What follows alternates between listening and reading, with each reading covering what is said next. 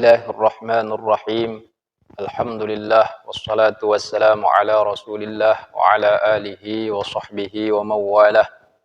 La haula wa la quwwata illa billah, amma ba'du. Pada kesempatan kali ini kita akan membahas bagaimana hukum menelan daripada air liur.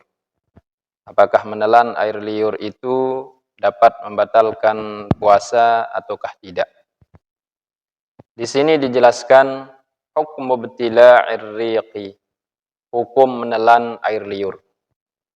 La yufattiru limasyaqqatil ihtirazi minhu.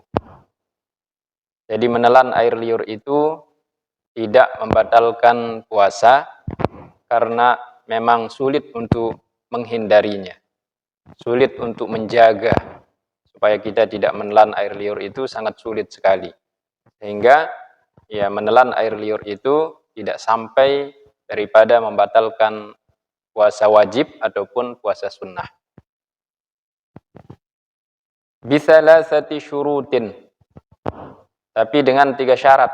Kata beliau di sini, al-awwalu, syarat yang pertama, ayyakuna khalisan, ay safiyan la mukhtalitan bi ghairihi.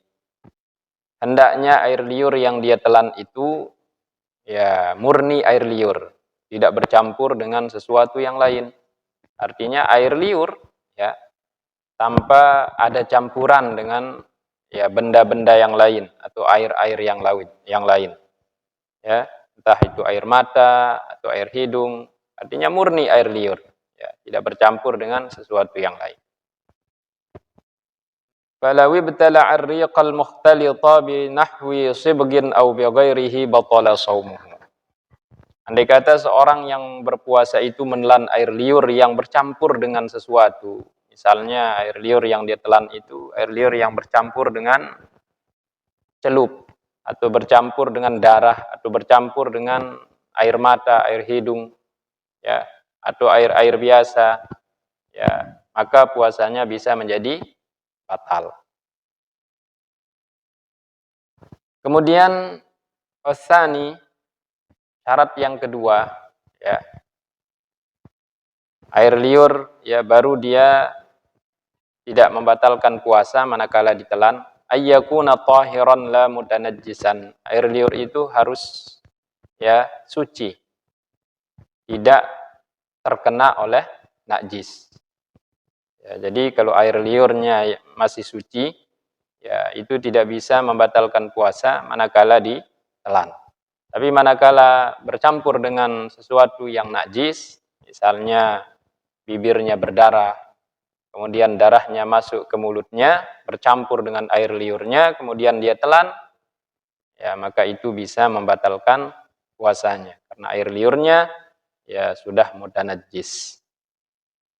Kemudian syarat yang ketiga, air liur tidak membatalkan puasa, ayyakuna min ma'dinihi. Air liur itu masih berada di sumbernya, masih berada di dalam. Fal lisan wal famu kulluhu ma'din. Maka lisan dan mulut itu masih termasuk sumber. Artinya masih bagian terhitung bagian dalam. Falaw ibtala'a ar-riqa alladhi wasala ila humrati syafatihi batala shaumuhu.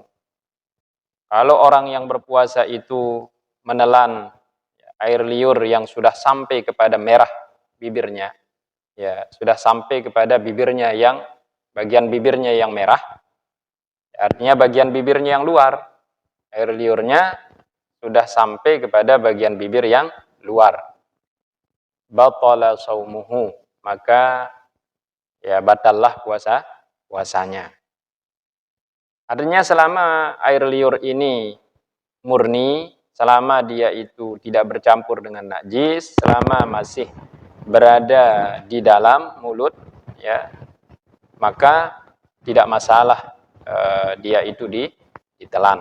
Bahkan beliau menjelaskan di sini, wa in ta'ammada jam'ahu tahta lisanihi, meskipun sengaja mengumpulkannya di bawah lidahnya. Sengaja mengumpulkan air liur itu di bawah lidahnya. Kemudian ditelan kembali, maka itu tidak sampai membatalkan puasanya. Wallah subhanahu wa ta'ala a'lam bissawab.